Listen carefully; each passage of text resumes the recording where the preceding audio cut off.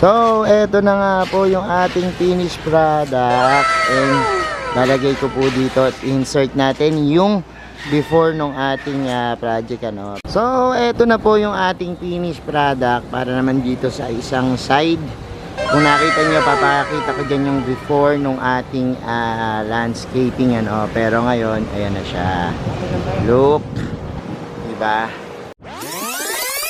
Hello everyone, this is Sir Mr. Now, Mini Dino Park and Eco Garden, and welcome back sa ating YouTube channel. And for today's video, nandito kami sa Quezon City, no, sa may Tandansora para mag-landscape at itatransform natin yung isang area na talaga namang sa tingin ko dapat pagandahin. And yan nakuha naming client dito. And ngayong araw na to magpapaganda tayo ng kanilang vicinity, no? Yung kanilang area. So samahan nyo kami ngayong araw na yan. Kaya ready na kayo mga ka-MDP. Tutok lang po.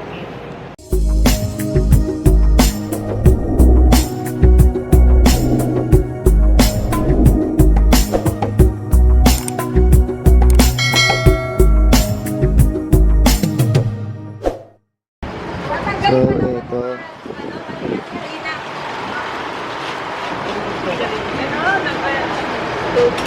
ito yung ating ila-landscape. And ayan siya. Ayan sa mga ito din po. Ito din po. Diba meron po kami in-order na maki tsaka yung 6 feet 5 to 6 feet. Dito po yan sa may bintana ilalagay. Dito sa para bintana. medyo makarangan siya. Tapos yung ibang maliliit. dito. So yung maki dito sa may bintana. Yung maki siya. Tapat ng bintana. Oo. Yung maki sa may tapat ng bintana. So, yan dalawang truck yung ating dala-dala ngayon. And so, ito na, nagbababa na sila ng mga malalaking halaman, yung mga maki natin. And then Eugenia naman dito, no? So babagsak na sila dyan. Tapos bababa na natin yung mga ayan, dragon soil. And di namin talaga in-expect na kulang yung lupa kasi mababa. So ang gagawin natin ditong atake, kailangan magdagdag pa ng lupa kasi mababa yung area, no? So ayan, mag-start na tayo ng ating pagbaba ng lupa. And 1, 2, 3 and go. Taran, tambakins na tayo ng lupa rin. And yan, simulan na natin ang pagka-chambor. Imekos-mekos nyo na yan. Masasabi mo, puro kapikit. Isa pang elk. Yes, isa pang elk. Kasi mababa ang lupain sa Karaguan.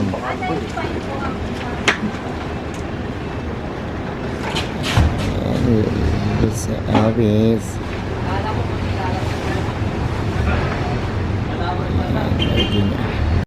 Ay, God. Ayan. And tuloy-tuloy po tayo sa pagpapala. And huwag muna natin isasara dahil yakbang muna yung mga bata. And ayan po ang ating mga nagsisipag. At hindi lang po sila sa magaling sa pag inom, kundi sa pagpapala din. Ang bilis ng biyahe. So, naging ingas.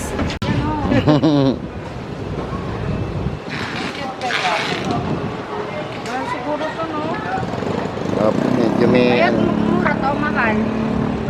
may ano lang, tama lang po. 300, 500. Yung mga Nasa- halaman nga na ano, mahal na eh. Ito pa kaya. Mga naka-cone po yan eh. Naka-ano siya ng cone. Ayat! Yan. Yan po si Melda. Siya po ang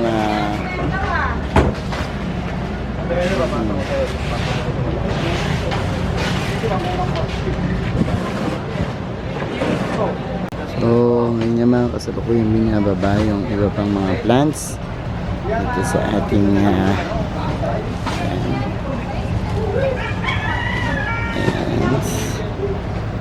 Ayan. Ayan, may bigyan ko kayo ng updates pag marami na nagawa at nagbababa lang kami ng mga plants. Nakikita ko dyan sa itsura na yan, oh. Yan. Yan pong itsura na yan. Yan ang pinakadalubhasa sa pagla-landscape. Minaster niya po yung pagla-landscape. Kaya yan ang aming katuwang ngayong araw na ito dito sa ating ginagawang. Saan ba to? Ano bang company to? Micromatic, ano? Sa Micromatic. Thank you so much. Micromatic. Yan po. And punta tayo dyan ngayon. Bababa pa ng halaman.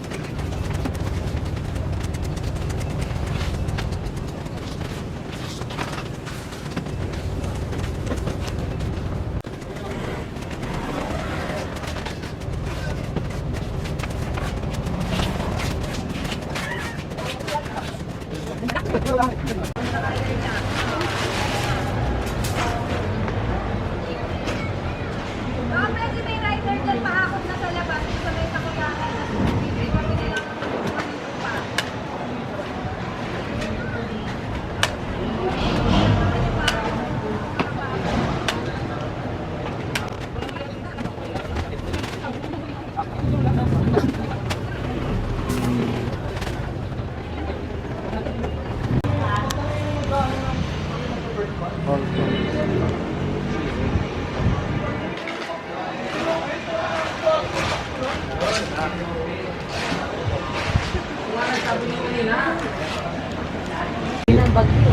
Yan!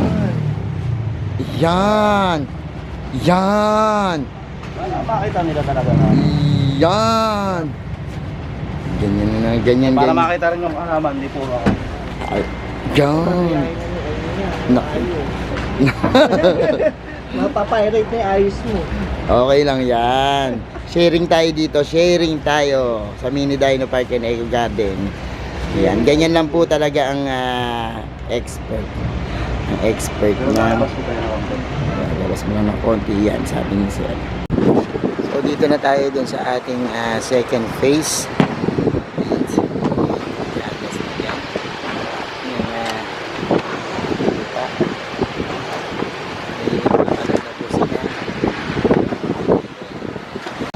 So dito na tayo sa pangalawa. And ayan, kaya lang po nabutan kami ng ulan, ang lakas yung hindi din ng panahon. And ayan, madali na sila. So ito na yung ating pangalawa na puntahan natin yung ating huling-huli, no? Kasi ito matatapos na rin, tinitrim na lang. Mamaya pakita ko sa inyo yung finished product. So ito yung mga progress naman ay kakabit natin dun sa huling phase ng ating finishing touch. Yan. Kagandahan lang dito sa mga progress, parang normal na damo lang sila, no? Unlike ng Bermuda kasi medyo talagang masyadong ma-maintenance, ano? Pag ititrim mo talaga yung mga ginagamit natin na bluegrass or yung ating Bermuda grass, masyadong matrabaho, no? Pero itong crabgrass, yan, iwanan mo lang yan ng matagal, hindi gaanong pumapangit at hindi highly maintenance. So dito na tayo sa other sides ng ating landscape, and for finishing touch na rin to, yung paglalagay ng progress dito ginagawa na natin pero for the meantime yan, pakita ko muna sa inyo yung mga magiging finished product ng ating garden landscaping.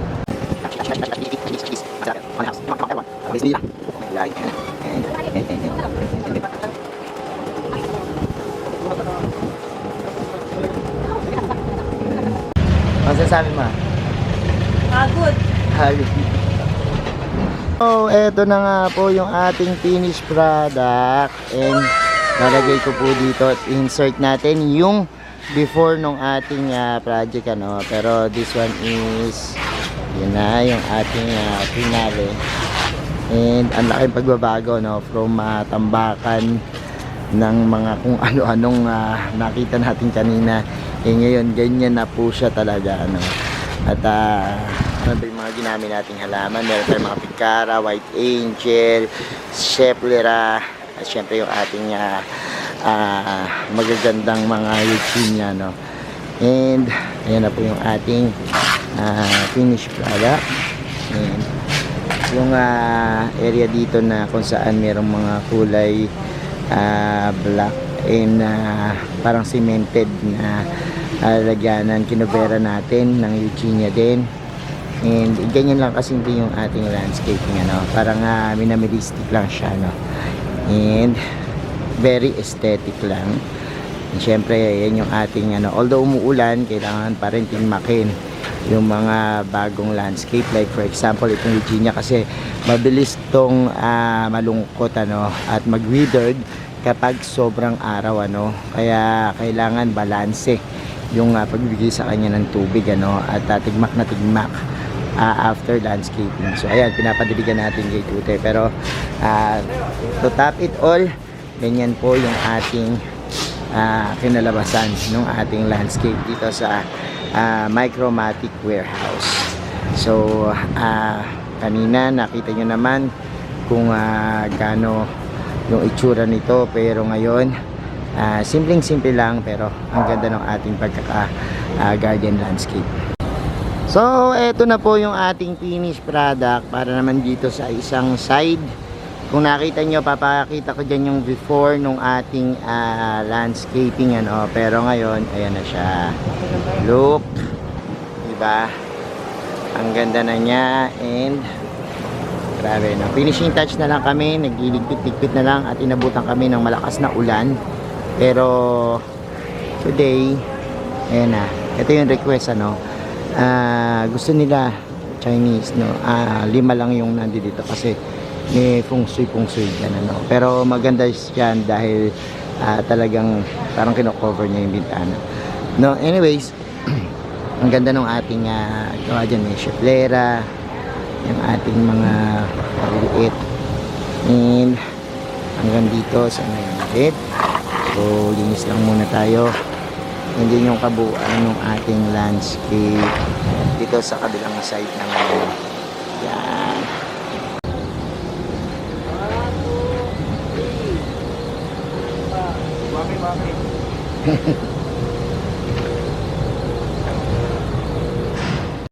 So ayan mga ka-MD, pinapanood nyo na yung ating vlog for today at nakita nyo na yung pag-landscape namin dito sa warehouse ng Micromatic.